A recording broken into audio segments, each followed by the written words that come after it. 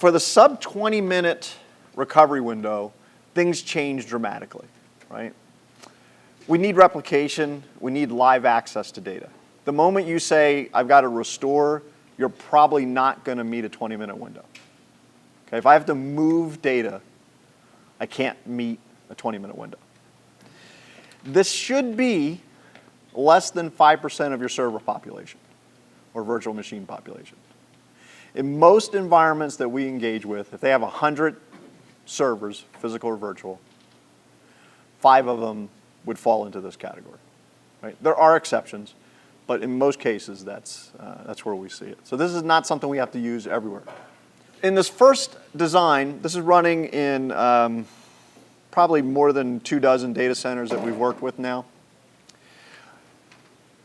We leverage snapshots. Now, for my grizzled storage veterans and data protections in the room, we also know there's a problem here. If that array fails and all you were doing was snapshots, you're done. Probably if that was your strategy, it might be time to look for another job, right? And at this point, you're going to have to roll from something else, an on-site backup disk, a tape device, something, and then you're recovering everything at that point. Here's how we go about fixing snapshots. We install a second array. Everybody's saying, wow, that was awesome. But there's things we have done now to drive down significantly the cost of that second array, right? And what we want to do is leverage a snapshot technology that most storage vendors have at some form called snapshot replication.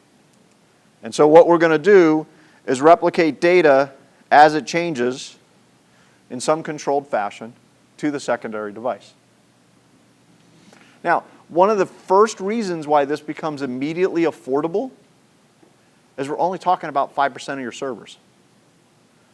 So if this is a 10 terabyte system, this system could be less than a terabyte. I can't tell you how many times I have seen proposals where a customer is buying, forget about the snapshot, but they're buying a primary storage system and they want to buy a DR system. And they're buying 100 terabytes or so of primary storage, and the vendor sells them 100 terabytes of DR storage. Why? The only servers you really need to cover in the DR site are probably that 5%. Even if you went to the second set, it's still not 100 terabytes, right?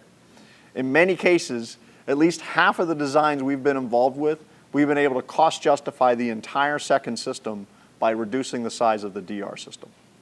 Right? In almost every case, they were buying 2 systems, 1 primary, 1 DR. We cut that by 25 to 50%, and that paid for our secondary system.